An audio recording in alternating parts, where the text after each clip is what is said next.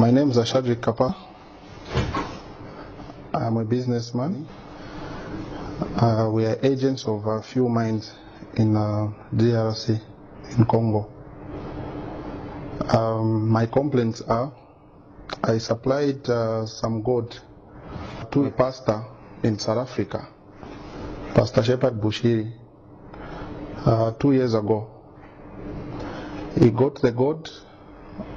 He called me to come and collect the money in South Africa, and he changed the story. He had me arrested. He connived with the police. They arrested me that I have swindled him money, and he couldn't show the proof. But meantime, he got the gold, and he told me to come and collect the money in South Africa. When I got to South Africa, he had me arrested for 8 months. I wasn't alone. We were 4 of us. When we got there from last year, myself, I spent 8 months in prison in Sun City. It was all over media. I'm not accusing anybody. I've got enough proof to show what I'm talking about.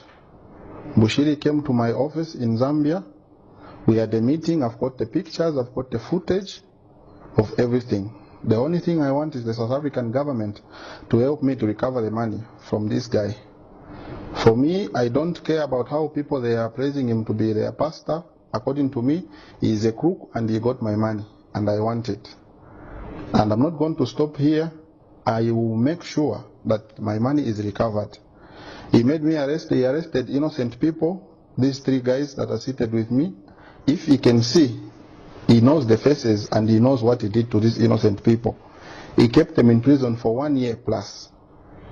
So really, if now that the South African system it has allowed to make sure that this guy is now on board and is going to face charges, he needs to pay back my money and he needs to compensate these people for arresting them for 1 year without them knowing anything. Like I said, I will not stop here. What I want is the money for the goods that he got. I've got all the proof. I've got the pictures. I've got the emails. I've got the messages from his phone and my phone. So it's not that there was a mediator between me and him. What he did was, he told me to go to South Africa. When you arrive, you call me. When I arrived in South Africa, I called him. He said, I'm a bit busy. I'll send my people to see you. Go to Michelangelo. That's when we went to Michelangelo. He said, okay, wait there for an hour. The money will be coming. When we were waiting for the money, it's the time that the police came and they arrested me for fraud. And I am not a fraudster.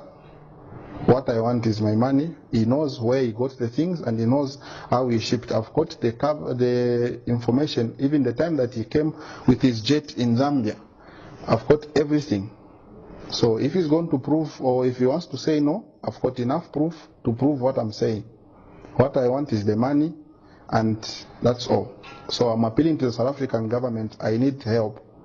Because this guy, according to me, he told me I cannot do anything to him. He's untouchable. If I step my foot in South Africa, he will kill me. Currently that we are talking, my passport is blocked.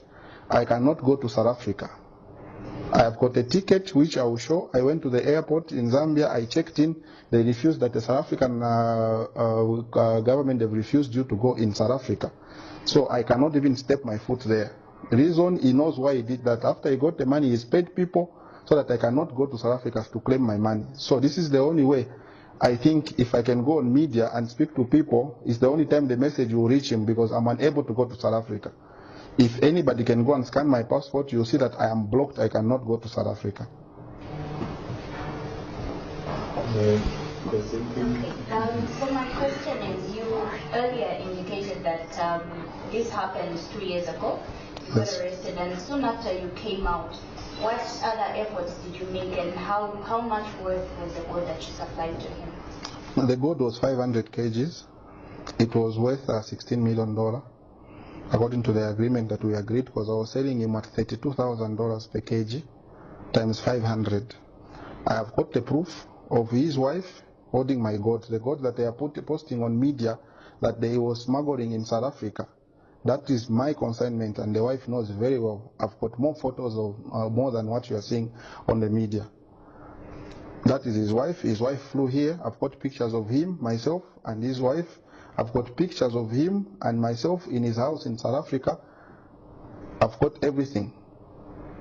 Also, as a kind of effort, what efforts did you make after that to try and address the situation? The only effort I was making is to make sure that I'm released. Even my embassy in South Africa, they know. You can ask his Honorable Emmanuel Mwamba. He used to come to court also to follow up the case to make sure that we are treated fairly.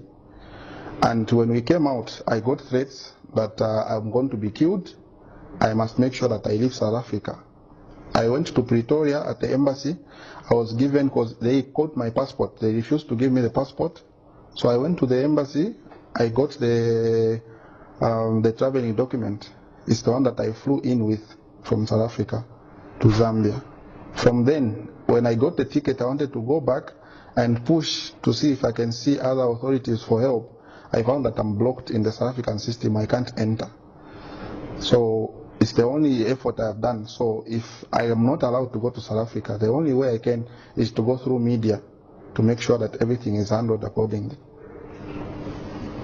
I will testify to you that I've got pictures that Bushiri came to see me, and I've got evidence that shows that I gave Bushiri the goods that I'm talking about. And I've got evidence that I stayed in prison for 8 months in South Africa. Why I was arrested, I don't know. The only thing is I got acquitted at the court, commercial crime court where I was. They acquitted me. They said, we don't have evidence that really Bushiri gave you the money that is claiming, and yourselves, what we have seen is you don't have a problem, you can go back to your country. So if really I'm claiming, there is no way I can claim the court, there is no way I can claim the documents, everything that I'm talking to you. If you can ask, Sun City is the prison in South Africa. My record and my names are there. I was in prison for 8 months. I have a contract that we signed. It wasn't a street business. We signed the contract. When I got to South Africa, he told me we should go to the South African High Court in Pretoria. We should go and have the contract notarized, which he sent me with his people. We had the contract notarized and the invoice were raised for him to pay the money. So he said, okay, the only way I'm not going to manage to pay you, will you come here so we can have the contract notarized and everything. That's what made me to go to South Africa. Without knowing that, for me, I thought I'm going to see a businessman who came, and I have supplied. Anywhere when you supply goods, you don't get money first. You supply the goods and then you get the money after. If it was a cash transaction, I would have told him to come with the money and then we exchange. But it was a contract. I worked according to how everybody works. And any company, we don't do cash business in such transactions.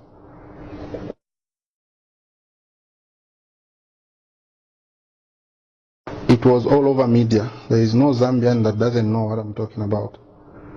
Right now, I'm unable to work. There are few people that I'm doing business with.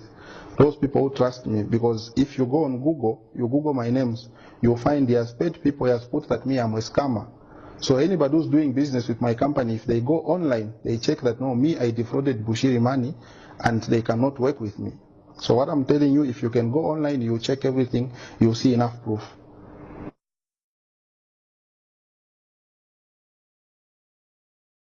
My advice is they should not trust the guy. If he's a businessman, let him do business in a proper way. He should stop injuring people. He should stop. I cannot say no, people shouldn't deal with them, because I don't know other transactions that he does with people. But where commodities are concerned, they should make sure they should take necessary measures to see that this person they are dealing with has got a background of what he has done to people. They must be very careful, because he's not somebody that you can trust with anything. I'll be honest with you, concerning what I want from Bushiri, I do not expect any Zambian who goes to Bushiri's church to comment, because the only people I will see, it's them and not Bushiri, because as it is now, I cannot see Bushiri. So whoever, I am not warning them, and it's not a threat. I am advising them to just keep quiet and let the law take its course. Because no matter what they are going to write on media, no matter insults they are going to put, it will not help them. It will only make sure it will put their prophets in problems. Because I'm not going to end here, like I said. I will use all necessary measures. If it means we should go to the International Criminal Court, which we think all of us will be taken there, I am willing to do that. My name is Daniel Pili. I was together with Mr. Kapasa there in prison. We got arrested like he told you. We spent for us, the three of us, we spent like 1 year. Yeah, we spent like 1 year, but according to what we used to stay inside there, it was just okay. There was nothing like torturing us, no. Yeah. How was the experience? No, being a man, you have to understand the situation, then you move on. And how did you manage to come out? Because they didn't find anything on us. Yeah, according to the investigation they made. They just said, you guys, you are free to go. But me, the only thing that I got shocked with was that why the man of God can do that, such a thing. That was my main word. So even the guys who are following Bushiri here, I'm not saying that maybe they should stop or what, but according to what they believe on him, with me, it's different. Because he was a man of God. And I don't think the man of God can do that. I have a lot of hate with him. And even him carrying a Bible while going around getting people's money, it's a shame. It is a big shame. Like I was saying, I am not claiming. I've got something, if you can check. This is Honorable Emmanuel Mamba and myself. This was the day that I got released. I think he even gave a press briefing. This is Bushiri in my office and myself. He was wearing a blue jacket and I'm the one in a gray suit. These are his two men. This guy, his name is Duncan Otieno, and myself there at the South African High Court. This is their lawyer at the High Court who notarized the contract that, okay, the contract has been signed, everything is ready for the money to be paid. This is Joseph Mudolo. This is the guy that who was claiming that he gave me the money, 10.3 million rands, cash that Bushiri sent him to give me, which I did not see. This is Bushiri and myself in my office. And this is my uncle. That is my other business partner. This is Bushiri and myself at my office. This was in Zambia. It wasn't in South Africa because he followed me here. Those are the pictures. So there is nothing that we are claiming. I was not going to get pictures that he must pray for me. This is myself again with Bushiri. I was showing him things on my computer, trying to show him what we work and what we supply.